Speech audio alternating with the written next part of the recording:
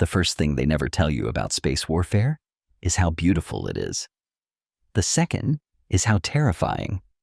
I've spent 37 years commanding vessels through the void, and I still can't decide which emotion wins out in the end.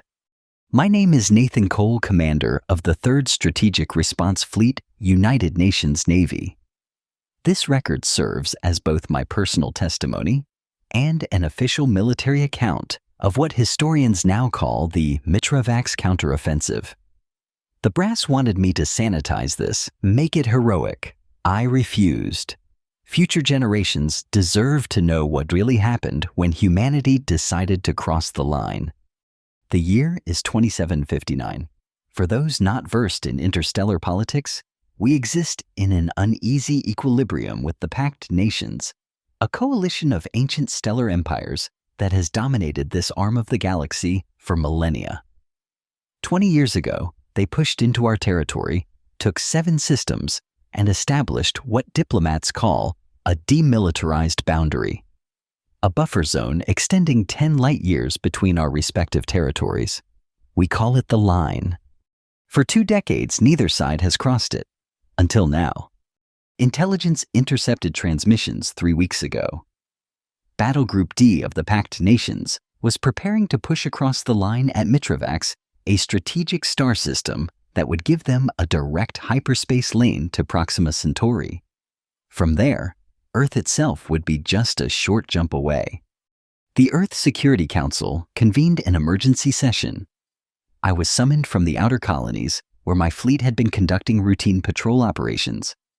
When I entered the chamber beneath Geneva, the tension was thick enough to cut with a monofilament blade. Commander Cole. Admiral Khatri began, her holographic form flickering slightly from Luna Base. The intel is solid. They're coming across in 14 days. I studied the strategic projections hovering above the circular table.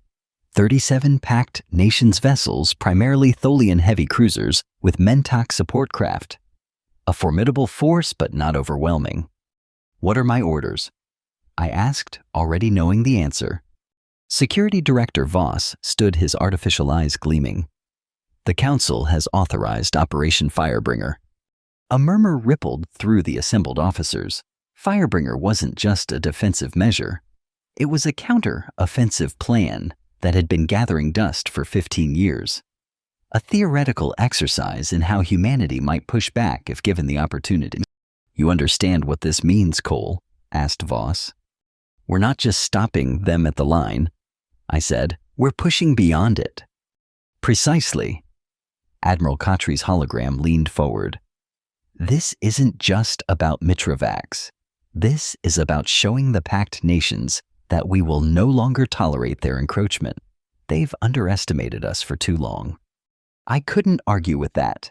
Despite our technological advancements, the elder races of the Pact Nations still viewed humanity as upstarts barely out of our planetary cradle. Dangerous upstarts perhaps, but children nonetheless. You'll have command of the 3rd Fleet, continued Khatri. 60 destroyers, our newest Thunderhead class, each equipped with the prototype Kasaba howitzers and nuclear penetrators. I raised an eyebrow. Those weapons had only recently cleared testing. That's a significant commitment of force. This isn't a border skirmish, Commander, interjected Senator Alara Mendez, the civilian oversight representative. This is our future at stake. And if we succeed, I asked, what then? A heavy silence fell over the chamber. It was Voss who finally spoke. Then we take back what's ours. All of it.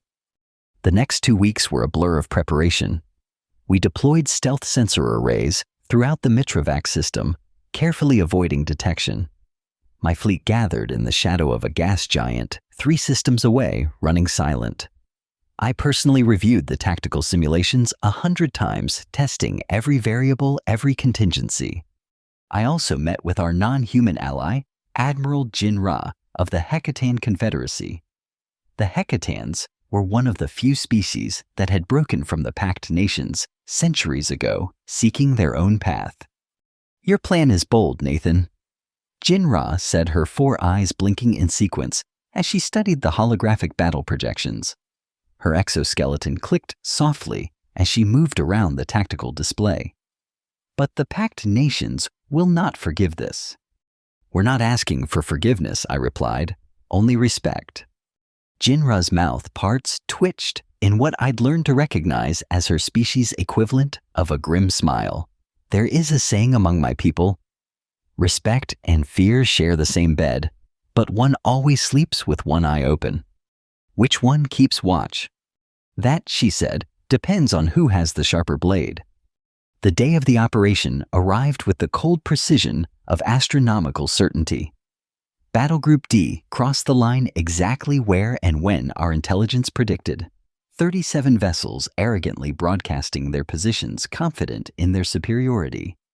What they didn't know was that we had already seeded their path with quantum-entangled mines, communication disruptors, and sensor ghosts. My fleet waited in hyperspace, synchronized to emerge simultaneously in a maneuver we'd been practicing for months. Threading a needle with nuclear engines, as the old spacer saying goes. I stood on the bridge of my flagship, the UNV Crimson Dawn, watching the countdown. All vessels report ready, Commander. My XO commander, Saito announced. Jump calculations locked, weapons hot. I took a deep breath. Once initiated, there would be no turning back. Humanity would be making a statement that would echo across the stars for generations. Execute jump. Hyperspace transition is never pleasant. The human mind isn't designed to process the sensation of existing in multiple probability states simultaneously. But we'd trained for this. 60 ships jumping to precisely calculated coordinates in perfect formation. We emerged directly behind and above the Pact Nations fleet, our vessels arranged in a three-dimensional envelopment pattern. Before they could react, our first salvo was away. The Kasaba howitzers were terrifying weapons.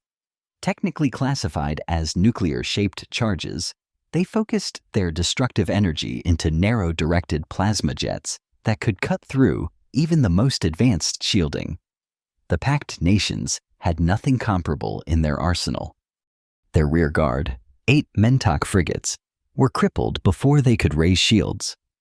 The nuclear penetrators following in the wake of the howitzers finished the job, their warheads burrowing deep into hull structures before detonating. Second salvo, all batteries, I ordered calmly. Target their command vessels. Across the void. Battle Group D was frantically attempting to regroup. Their formation disrupted by our mines and the sudden annihilation of their rear guards scattered in disarray.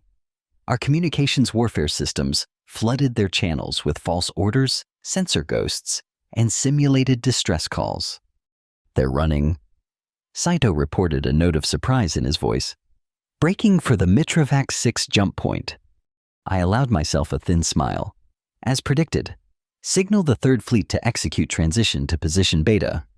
This was the true brilliance of Operation Firebringer. We had anticipated that Battle Group D would retreat to Mitrovac 6, a large gas giant with a stable jump point. What they didn't know was that our Third Fleet under the command of Captain Talia Reyes was already waiting there. The Pact Nations fleet arrived at Mitrovac 6 to find themselves caught in a perfect three-dimensional crossfire. Their formation, already compromised, collapsed entirely. Broadcasting surrender demands on all frequencies, Communications Officer Park announced. On the tactical display, I watched as several enemy vessels went dark, powering down their weapons systems in surrender. Others fought on desperately but without coordination or hope. UNV walked backwards into hell, requesting final approach vector, Park reported. The oddly named destroyer was one of our newest vessels, commanded by a promising young officer named Sullivan. I nodded my approval. Grant them the honor. The destroyer accelerated toward the remaining enemy command ship, its weapons unleashing a precisely calculated barrage that disabled the vessel's engines and weapons without breaching its hull integrity. A textbook execution of the naval warfare doctrine I had helped develop over the past decade. Enemy flagship is disabled, Tactical Officer Rizvi reported. Life support intact, but weapons and propulsion destroyed. Any response to our surrender demand? I asked. None, sir. I sighed. Very well, prepare boarding parties. I want their command staff taken alive if possible. The battle for space around Mitrovax was over in less than 40 minutes. Of the 37 vessels that had crossed the line, 22 were destroyed outright, 9 surrendered, and the remaining 6 fled into hyperspace critically damaged. On the surface of Mitrovax 3, a contingent of packed nations ground forces refused our call for surrender. 3 precision-guided kinetic strikes later, their resistance ended. The entire campaign had cost us just 2 destroyers and 417 lives. The enemy casualties were estimated at over 12,000. Victory should taste sweet. This one tasted like ashes. In the days that followed, we pushed beyond the line, reclaiming system after system that had been taken from us 20 years prior. The packed nations, reeling from the decisive defeat of Battle Group D, offered little resistance. Within a month, we had recovered all 7 lost systems and established new defensive perimeters. I returned to Earth a hero. Medals were pinned to my chest. My tactical genius was lauded in military academies. Politicians spoke my name with reverence. But at night, alone in my quarters, I replayed the battle in my mind, seeing those ships torn apart by weapons they had no defense against. Hearing the intercepted transmissions of crews facing certain death. Senator Mendez found me on the observation deck of the Geneva spaceport the night before the victory parade. She looked older than when I had last seen her. The weight of decisions etched into the lines around her eyes. You should be resting, Commander, she said, joining me at the viewport. Tomorrow's a big day. Is it? I asked, staring out at the stars. A celebration of what exactly? She was silent for a moment. Of victory. Of humanity asserting its place. At what cost? Fewer lives than if we had let them continue to encroach on our territory, she replied firmly. You know as well as I do that they wouldn't have stopped at Mitrovax. Perhaps, I conceded. But we didn't just defend ourselves, Senator. We annihilated them. We used weapons they had no defense against. We've started something that I'm not sure we can finish. The packed nations respect strength, Commander Cole. Nothing more. And fear? What does fear breed, Senator? She had no answer for that. It's been 3 months since Mitrovax. The packed nations have gone silent. Our diplomatic overtures have been rejected. Even trade through neutral systems has slowed to a trickle. We've achieved peace through superior firepower, but it's a peace balanced on the edge of a knife. I find myself thinking of Admiral Jinra's words. Respect and fear share the same bed, but one always sleeps with one eye open. We've certainly earned their fear. I wonder if respect will follow or something darker. This account is my testimony, my confession. We crossed the line. Not just the physical boundary in space, but an ethical one as well. There are boundaries that exist not only to keep others out, but to keep ourselves in check. To stop us from becoming the very monsters we fear. I don't know what happens next. The packed nations are ancient, patient, and numerous. They will not forget what happened at Mitrovax. And humanity flush with victory grows more confident by the day. Already there are whispers in the corridors of power about securing our future by pushing deeper into packed nations' territory. Perhaps one day someone will read these words and understand. There are lines we shouldn't cross, not because we can't, but because doing so changes who we are. The line wasn't just protecting us from them, it was protecting us from ourselves. This is Commander Nathan Cole, 3rd Strategic Response Fleet. Let history judge whether what we did at Mitrovax was worth the price we will all eventually pay. The ship logs will show that the battle lasted 39 minutes and 14 seconds. What they won't show is how I felt watching the enemy vessels disintegrate under our assault. The strange mixture of pride and horror. The troubling ease with which we destroyed an adversary that had considered itself untouchable. After the battle, I personally led the boarding party onto the enemy flagship. The Tholian commander, A, being named Korath, was mortally wounded but still alive. His chitinous exoskeleton was fractured blue fluid seeping from multiple breaches. He recognized my rank insignia and beckoned me closer. "You've crossed the line," he said, his translator struggling with the concept. "Do you understand what that means?" "We were responding to your incursion," I replied. "No," he rasped, multifaceted eyes dimming. "You've shown them what humans truly are, what you're capable of. They will never stop fearing you now." He died moments later. I've replayed his words countless times since then. The debriefings back on Earth were exhaustive. Military analysts dissected every aspect of the operation, praising our precision and effectiveness. The political leadership celebrated the recovery of our lost territories. Few questioned the broader implications of what we had done. Admiral Khatri met with me privately after the official ceremonies. "You don't seem pleased with your accomplishments, Commander," she observed, studying me across her desk. "I'm concerned about the precedent we've set," I replied honestly. "We didn't just defeat them, we humiliated them. Species with millennia of history don't forget such things." Khatri nodded slowly. "That was part of the calculation, Cole. The Pact Nations have dominated this sector for too long, treating younger species as irrelevant. They needed to learn that humanity isn't to be trifled with. And if they retaliate, not immediately, but years from now when we've grown complacent, then we'll be ready." Her expression hardened. "We can't live in fear of potential repercussions. The strategic reality demanded action, and you executed it perfectly." But that was the problem. It had been too perfect, too overwhelming. In military history, such decisive victories often plant the seeds of future conflicts. I found some solace in unexpected quarters. Admiral Jin Ra requested a private meeting at the Hekatan Embassy in Geneva, away from prying ears and recording devices. "Your victory has sent shockwaves through the Pact Nations," she said without preamble, her exoskeleton gleaming under the soft lights. "Many of the elder races are reconsidering their stance toward humanity." "With fear or respect?" I asked. "Both," she admitted.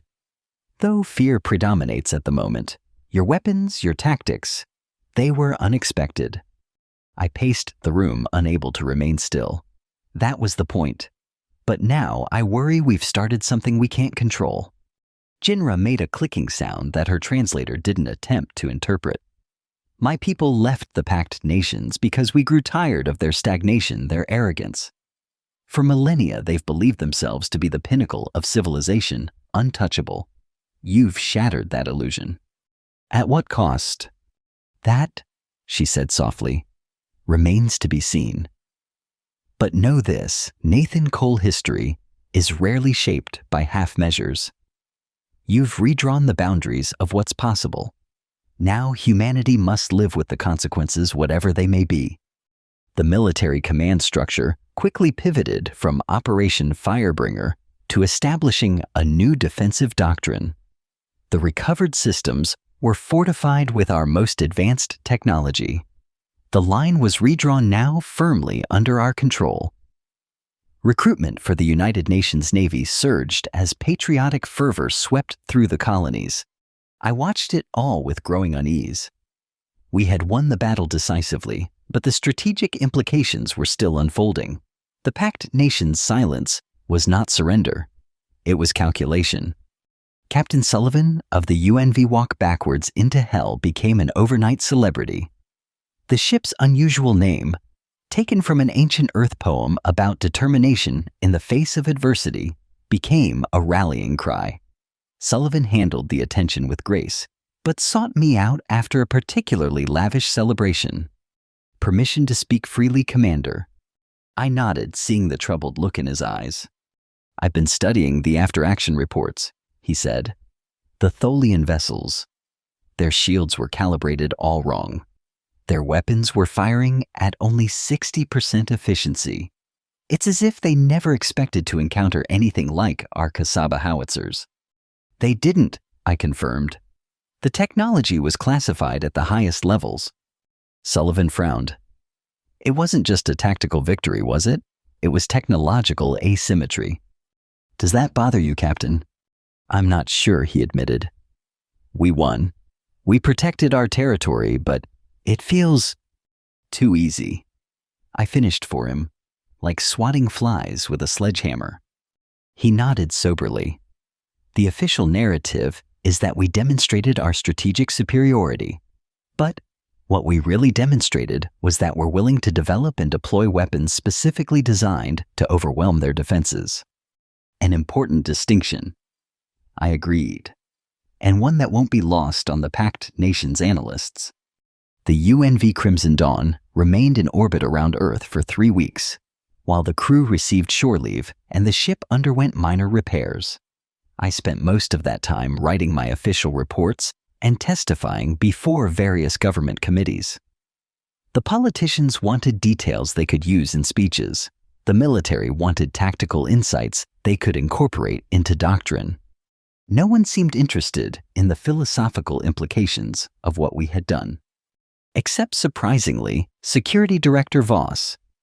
He requested my presence at his private residence in the Swiss Alps, an unusual venue for an official meeting.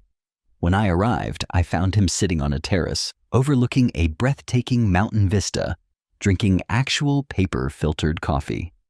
"Join me, Commander," he said, gesturing to the chair opposite him.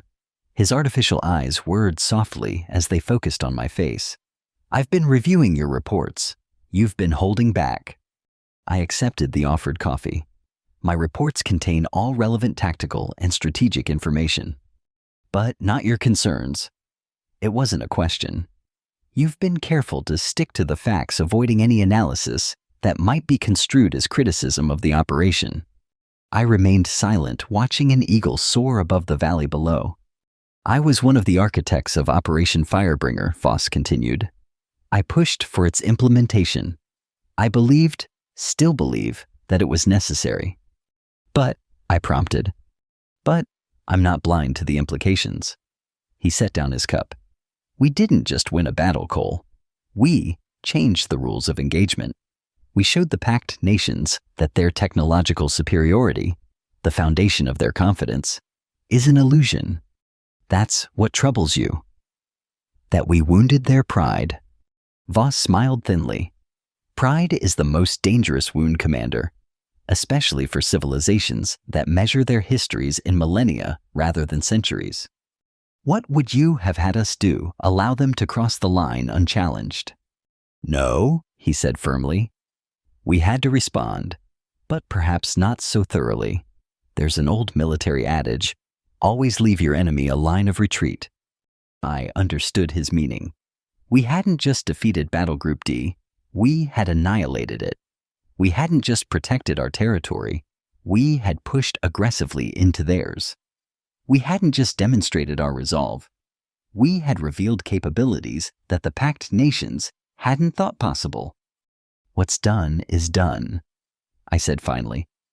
"The question is, what happens now?" Voss's artificial eyes dimmed slightly. "Now we prepare. The Pact Nations won't forgive or forget. They may take years, even decades, to respond, but respond they will. And when they do, they'll bring everything they have." "You're talking about full-scale war." "I'm talking about survival." Voss leaned forward. "We've thrown a stone into a pool, Cole. The ripples are just beginning." 2 days later, I received new orders. The Crimson Dawn was to lead a patrol fleet along the new boundary, showing the flag and ensuring the Pact Nations understood that our presence in the recovered systems was permanent. Before departing, I visited the Memorial Museum in Old Manhattan. Among the artifacts of human conflict throughout the ages, I found a small display dedicated to the Mitrovax incident. Already historians were framing our action as a pivotal moment in human expansion, the day we proved ourselves the equals of the ancient stellar empires. They had it wrong. We hadn't proven ourselves their equals. We had shown ourselves to be something they hadn't encountered before, a young species with ancient appetites willing to push boundaries in ways they had long ago abandoned.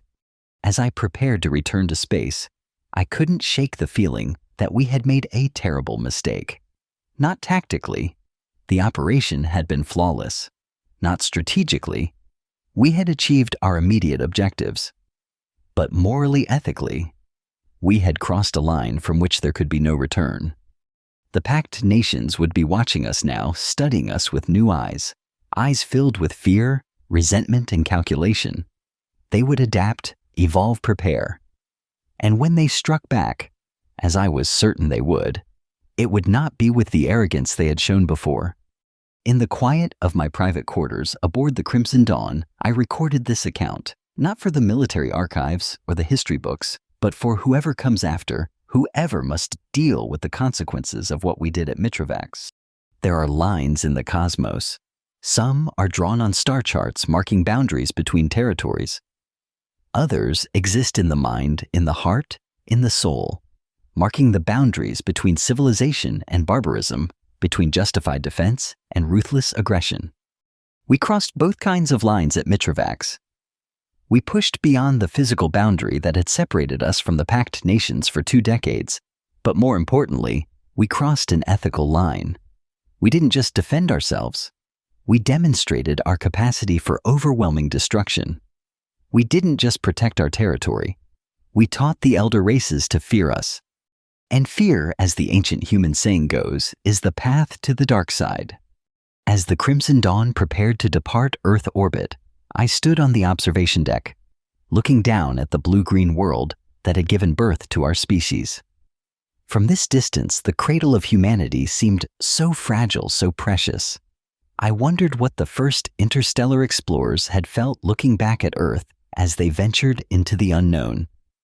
Hope, determination, a sense of destiny. I felt only dread, a cold certainty that the silence from the packed nations wasn't surrender, but preparation. The knowledge that in our quest for security we had sown the seeds of greater conflict. The intercom chimed, breaking my reverie. Commander Cole to the bridge, departure in 5 minutes. I took one last look at Earth, then turned away. Whatever comes next, history will remember that it began here with Operation Firebringer and the Battle of Mitrovax, with humanity's decision to cross the line. This is Commander Nathan Cole recording for posterity. Let those who come after understand some boundaries exist not just to protect us from external threats, but to protect us from our own darker natures. In crossing the line, we may have secured our present, but at what cost to our future? Only time will tell. And in the vastness of space-time is the one resource even humanity cannot outmaneuver: